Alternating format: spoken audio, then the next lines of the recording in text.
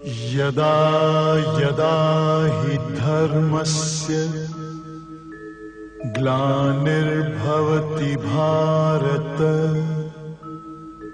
अभ्युत्थानम् अधर्मस्य तदात्मानं सृजाम्यहम् परित्राणाय साधूनां विनाशाय च दुष्कृतां धर्म संस्थापनार्थाय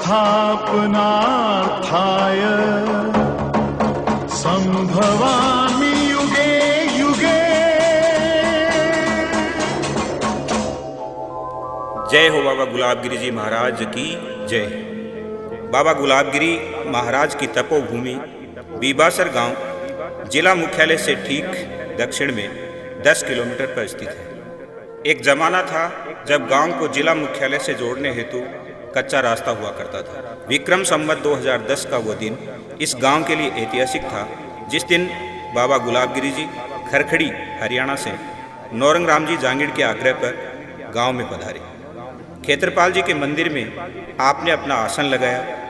गांव में पशुधन में जो बीमारी आई हुई थी उसका अपनी दैवीय शक्ति से चमत्कारिक निदान किया। रात्रि विश्राम के दौरान ही आप निर्जन पहाड़ी पर गमन कर गए। उस समय आप अकेले थे। सुबह गांव के लोग आपके पदचिन्ह के आधार पर पहाड़ी पर पहुंचे और वहां आपको तपस्या में लीन पाया। वो पल इस गांव के उद्धार के प्रारंभिक पल थे। जहां निर्जन जंगल हुआ करता था वहां आज मंगल है। एक आध्यात्मिक नगरी विराजमान है और बाबा जी के इस पावन आश्रम ने न केवल राजस्थान बल्कि हरियाणा में अपने गांव की पहचान बना दी है। धन्य है वो नर नारी जिसने इस देवभूमि पे जन्म लिया। बाबा गुलाबगिरी जी तो बैसाख सुदी छठ विक्रम संवत 2026 को देवलोक गमन कर ब्रह्म में लीन हो गए। लेकिन एक कहावत है, कलयुग में चमत्कार को नमस्कार है। वो आज भी साक्षात कायम है। आश्रम का वैभव बिना किसी आडंबर और जादू टोना के कायम है। वर्तमान महंत सातम गिरी जी इस परंपरा को बनाए रखने में बहुत बड़ा योगदान है और योगदान है उन श्रद्धालुओं का जिन्होंने अपनी सच्ची श्रद्धा से इसे सींचा है। इसी आश्रम से जुड़े हरियाणा के एक राजनीतिक घराने का मैं उल्लेख करना चाहूँगा, चौधरी बंशीलाल जी का परिवार। शायद किसी परिचय का मोहताज नहीं, तात्कालीन राष्ट्रीय राजनीति में आपका अपना अलग ही वजूद था। आपके और पद्म श्री शीशराम जी ओला के बहुत नज़दीकी संबंध हुआ करते थे, जिसके परिणाम स्वरूप बीबासर को उस जमाने में राज्य राजमार्ग डामर सड़क से ढिघाल गांव से जोड़ा गया। गांव का विकास की राह पर यह एक बहुत बड़ा कदम था। जहां तक मुझे जानकारी मिली, गांव में प्राथमिक विद्यालय आज़ादी से पहले से संचालित हो रहा था। उसे 1982 में उच्च प्राथमिक में करमोनत ओला साहब ने करवाया। अरडावता में अपने स्वयं के गांव में संचालित आयुर्वेद औषधालय को बीबासर स्थानांतरित ओला साहब ने करवाया। सर्किट हाउस का वो नज़ारा आज भी आंखों के सामने है, जब हमने पूरे दिन और रात गांव में घूमकर गांव वालों को एक राय किया था कि सभी चलकर एक बार तात्कालीन सांसद शीशराम जी ओला से मिलेंगे और अपनी बात रखेंगे। रात में हाँ के बाद सुबह होते होते कुछ ने आनाकानी कर दी, लेकिन हौसला नहीं हारा। ओला साहब ने हमारे सामने गांव के लिए करवाए गए कामों की लिस्ट रख दी और कहा, अब मैं कैसे विश्वास कर लूं कि मैं काम करवा दूं और जब मुझे काम पड़े तब आप लोग पत्थर मार दो। काफ़ी देर बहस चली। हमने विश्वास दिलाने का पूरा प्रयास किया और हमें आंशिक सफलता भी मिली।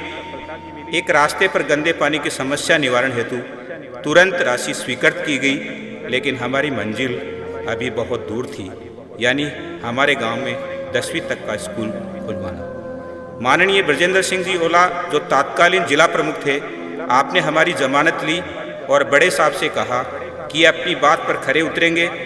बीबासर का स्कूल अपग्रेड होना चाहिए। 2002 में गांव का उच्च प्राथमिक विद्यालय माध्यमिक में क्रमोन्नत हुआ। पूरे गांव ने जश्न मनाया। वो हमारे संघर्ष की पहली जीत थी। साहब का शानदार स्वागत कार्यक्रम आयोजित किया गया और असली परीक्षा में हम मेरिट में आए। हालांकि कुछ मतों से ओला साहब विधायक का चुनाव हार गए, लेकिन हमने हार नहीं मानी। और उसके बाद की कहानी, जब आगाज इतना शानदार तो अंजाम बेमिसाल होना ही था। ये विद्यालय उच्च माध्यमिक विद्यालय में क्रमोन्नत हुआ और फिर ओला जी के सद प्रयासों से ही ब्लॉक का प्रथम अंग्रेजी माध्यमिक स्कूल बना। चिकित्सा के क्षेत्र में प्राथमिक स्वास्थ्य केंद्र, पशु चिकित्सालय और आयुर्वेद चिकित्सालय, तीनों सुविधाएं इस गांव में आज उपलब्ध हैं, जो ओला परिवार की देन है। बिजली की निर्बाध आपूर्ति के लिए 33 kV GSS और बाबा जी के आश्रम तक बनी शानदार और ऐतिहासिक सड़क, स्टेडियम, बगीचे की इंटरलॉक सड़कें और अब 14 करोड़ की लागत से बनने वाली 7 मीटर की चौड़ाई वाली बीबासर बाईपास सड़क।